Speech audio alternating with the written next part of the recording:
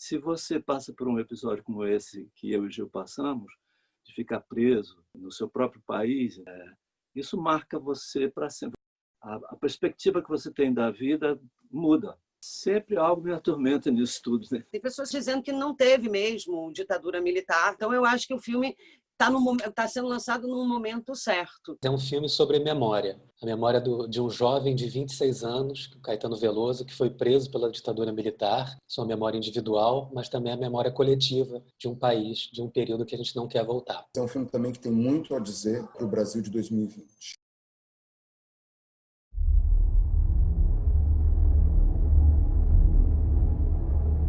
Ande em frente e não olhe para trás. Aí eu fiquei com medo e fui andando. E aí pensei que eles iam atirar. Eu acordei algumas noites ouvindo gritos de pessoas sendo torturadas.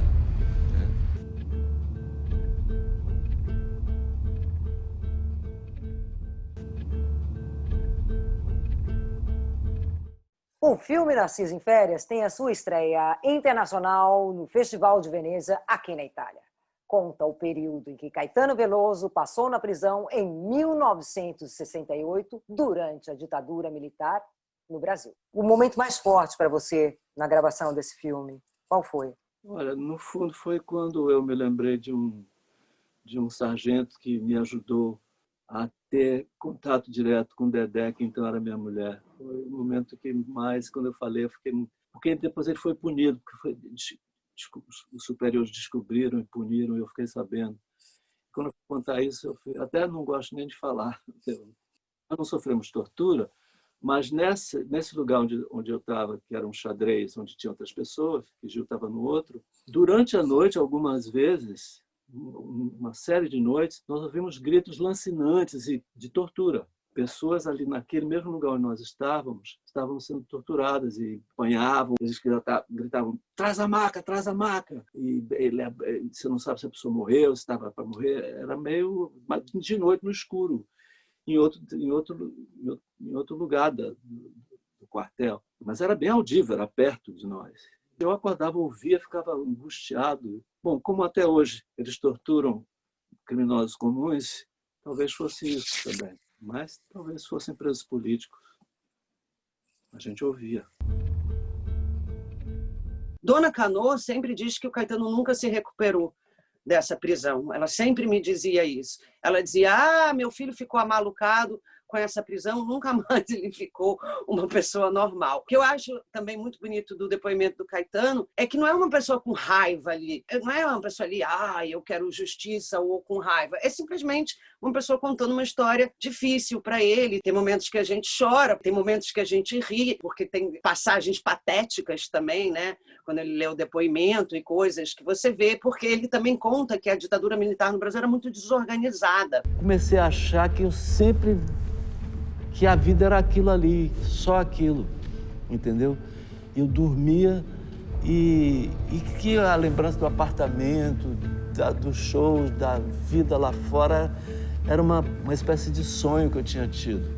A ideia do filme surgiu da Paula Lavigne. O Caetano recebeu, no começo de 2018, ele teve contato com relatórios secretos, até então, que ele nunca tinha visto, da ditadura militar sobre o período que ele teve preso. Ele foi preso no dia 27 de dezembro de 1968, 14 dias depois do AI-5, que foi um ato institucional feito pela ditadura brasileira, que fechou o Congresso brasileiro, institucionalizou a censura aos jornais e todos os meios de comunicação e permitiu a institucionalização da tortura, das prisões arbitrárias. Foi o período mais violento da ditadura militar no Brasil. O Caetano tomou contato com esses documentos no começo de 2018, depois de 50 anos que ele foi preso, e ele ficou muito mexido com esses documentos. Juntou isso à iminência do Jair Bolsonaro ser eleito presidente do Brasil ali em 2018, Jair Bolsonaro que apoia diretamente torturadores, e ele ficou muito mexido com essa possibilidade do Jair Bolsonaro ser eleito, e a Paula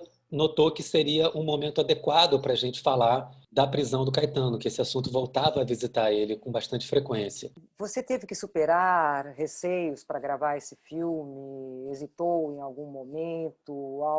Alguma coisa que ainda te atormenta nisso tudo? Sempre algo me atormenta nisso tudo, né? Nós temos ouvido ultimamente no Brasil, por causa do crescimento e da implantação de um governo de direita, um governo reacionário, elogios ao período da ditadura militar por parte das autoridades, do presidente da República e das pessoas que o apoiam, e até passeatas na rua pedindo a volta do AI-5, que foi o que provocou a nossa prisão, o ato institucional número 5. Você não pode deixar de sentir o peso dessas coisas, né? A gente sente para o resto da vida, mas também diante de situação tão estranha como essa de evocar como uma coisa positiva o período militar, a gente sente para falar no assunto. Em alguns momentos eu combinei e tal, já tinha escrito o texto no Verdade Tropical desde os anos 90, está no meu livro, mas para responder as perguntas, às vezes eu ficava tocado, assim, meio sentia um pouco de angústia. Em algum momento eu chorei, a gente teve que parar a gravação, mas é ter coragem de enfrentar o tema. Segundo você, existe realmente o risco de um retorno à ditadura militar neste governo de Jair Bolsonaro? Não é tão simples assim, quer dizer, eu não necessariamente vejo o risco de que volte algo como o que aconteceu em 64, que durou até os anos 80, né? Mas há uma série de atos que minam princípios democráticos importantes. Então, há uma certa ameaça à democracia. Por exemplo, tudo o que aconteceu no que era o Ministério da Cultura passou a ser Secretaria da Cultura, e depois tudo que aconteceu no Ministério da Saúde e tudo que aconteceu, principalmente no Ministério da Educação, há um desmonte assim de todo o esboço de organização de uma melhoria da educação no Brasil. São coisas que vão minando a realidade democrática. E, ao lado disso, todas as manifestações orais, assim, as afirmações feitas por autoridades contra certos princípios e elogiando coisas inaceitáveis, como, por exemplo, chamando um notório torturador de herói. A beleza da música em contraste com o horror, né, da ditadura. Como é que você interpreta esta antítese? Música, e a canção popular em particular, é uma coisa de revigoramento das almas. Justamente, de uma certa forma, é o oposto de um ato institucional número 5, que tirava o direito de habeas corpus, não exigia mandados para que as forças policiais entrassem nas casas. Enfim, era um negócio terrível. E a música, em princípio, é um movimento da alma que é o oposto disso. Agora, quando eu estava preso, eu fiz apenas uma canção, porque eu não tinha direito a ter violão na cela. Gil tinha violão, porque Gil é formado, ele se formou, ele completou o curso superior. E aqui no Brasil tem uma lei que diz que quem completa o curso superior tem mais direitos.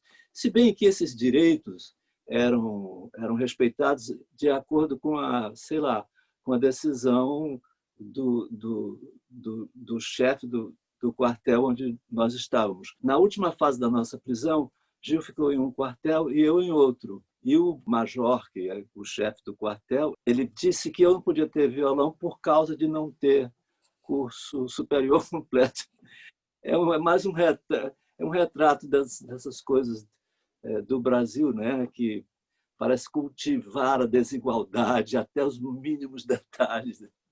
Então eu fiz a música Irene, que era sobre minha irmã mais nova, que tem uma risada muito boa. Ela era adolescente nesse período e a risada dela era maravilhosa. Então eu fiz uma música que eu ficava cantando ali sozinho e sem violão.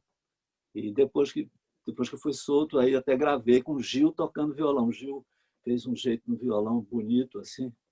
Mas essa foi a única que eu fiz lá. Agora eu fiz canções depois, anos depois eu fiz Terra, que se refere a um momento importante dentro da prisão, que é quando eu vi a primeira foto da Terra vista do espaço sideral. E fiz muitas outras canções.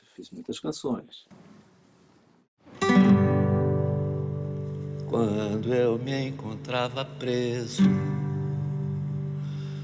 na cela de uma cadeia, foi que eu vi pela primeira vez as tais fotografias em que apareces inteira. Porém, lá não estavas nua, e sim coberta de nuvem. Quando a gente é preso para sempre.